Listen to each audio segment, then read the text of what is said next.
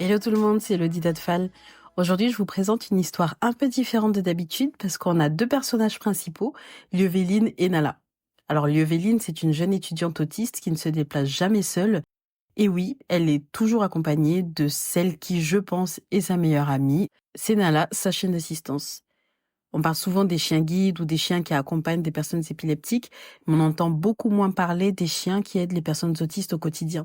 Yuveline va nous raconter son parcours avant l'arrivée de Nala et ce que Nala lui apporte au quotidien. C'est parti!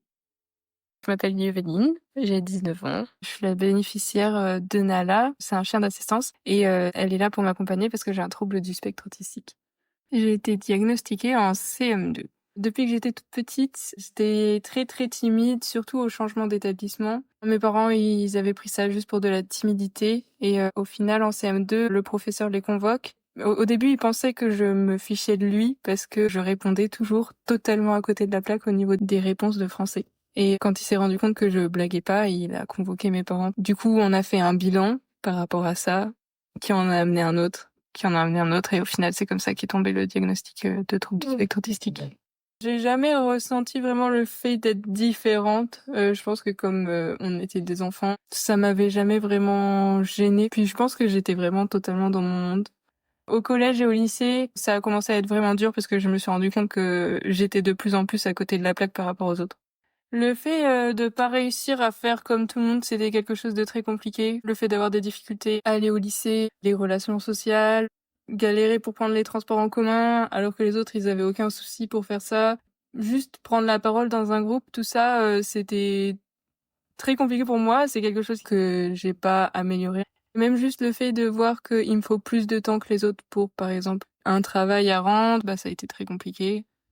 Dans les transports, en fait, c'est surtout la surcharge sensorielle qui est compliquée à gérer pour moi, parce que du coup, dans le trouble du spectre autistique, il y a des problèmes pour dissocier les stimuli sensoriels. C'est comme si on était dans une machine à laver tout le temps.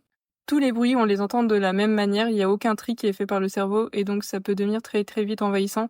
Dans le métro, ça peut être les lumières, les personnes, le bruit, ça peut être juste un bijou qui brille ou quelque chose, et du coup, c'est quelque chose que le cerveau il arrive pas à trier, et tout ça quand ça arrive d'un coup, c'est vachement dur à traiter et c'est très angoissant. Dans le trouble, il y a du coup ce souci de dissocier, mais c'est aussi souvent une hyper ou une hyposensorialité, c'est-à-dire que les cinq sens, ils vont soit être pas ressentis, soit être trop ressentis. Enfin, le cerveau va y accorder trop d'importance. Et en plus de ça, il y a le fait de pas pouvoir dissocier. Donc, par exemple, dans un restaurant, quand on parle avec quelqu'un, on entend la voix de la personne au même niveau que les bruits de fond, les personnes qui parlent à côté, les bruits du serveur, les bruits de la cuisine, les odeurs. En fonction des situations, il peut y avoir énormément de choses. Et donc, c'est très, très envahissant. Après, cet aspect-là du trouble a été mis dans la DIA autistique récemment, alors qu'avant, c'était mis à part, parce que dans les comportements restreints et répétitifs, ils se sont rendus compte que les personnes avec un trouble du spectre autistique étaient aussi à la recherche de stimuli sensoriels, notamment pendant les stéréotypies, ou alors juste avoir envie de toucher, avoir envie de sentir, avoir envie d'écouter des choses.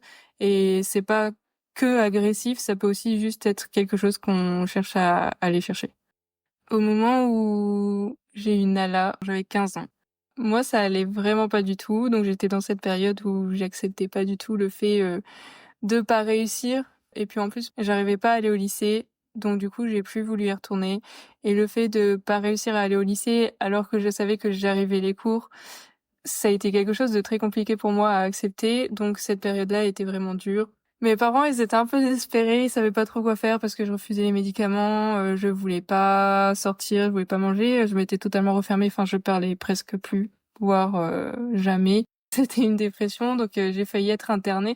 Mais en fait, la seule chose qui me motivait, c'est que moi je demandais un chien. C'était vraiment dans ces seuls moments que je parlais en quelque sorte. Et donc elle s'est renseignée. À la base, on devait avoir un chien d'élevage. Et au final, elle est tombée sur la Fondation Frédéric Gaillan qui est en France, qui remet des chiens guides et des chiens d'assistance pour les enfants. Pareil, c'est la seule école en Europe qui fait ça. Et donc elle a fait une demande.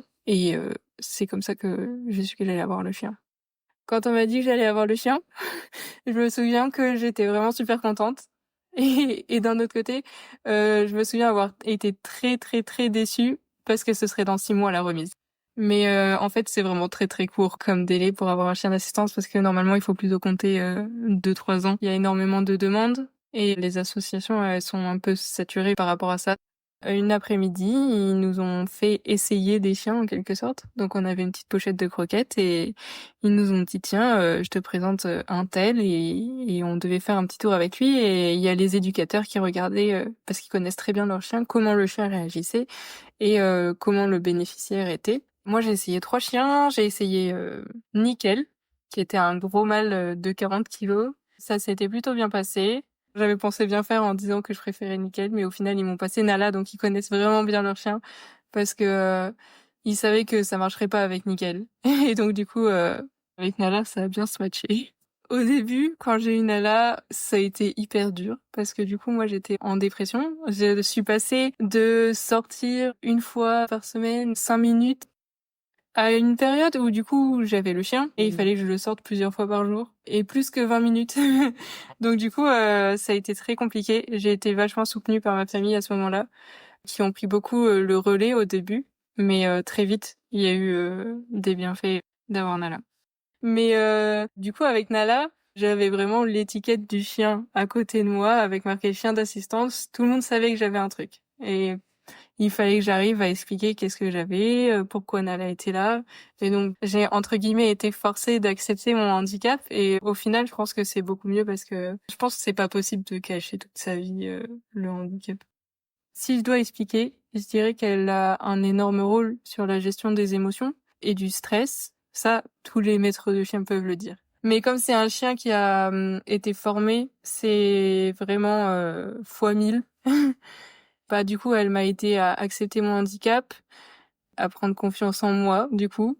En fait, le fait de s'occuper d'un chien et de prendre soin de lui, on est obligé d'être sûr de nous parce que si je dis ah si avec une petite voix, bah elle va pas écouter. Il faut vraiment être sûr de soi, savoir ce qu'on veut parce que sinon le chien il comprend pas et il peut pas venir avec nous. Au niveau de la surcharge sensorielle dont je parlais tout à l'heure, elle aide beaucoup parce que en fait, le fait de me concentrer sur elle, ça m'aide beaucoup à faire abstraction de tout ce qu'il y a. Comme je la connais vraiment bien, je sais qu'elle a le poil tout doux, elle va me regarder, bah ça m'aide à rester concentrée sur quelque chose et à oublier tout ce qu'il y a autour. En fait, elle est vraiment tout le temps avec moi. Elle permet, si on imagine un verre d'eau, que ça déborde pas. Mais sinon, elle m'accompagne partout et ça, c'est déjà énorme d'avoir une présence à côté de soi. Enfin, une présence qui aide et qui est rassurante et du coup, ça aide beaucoup.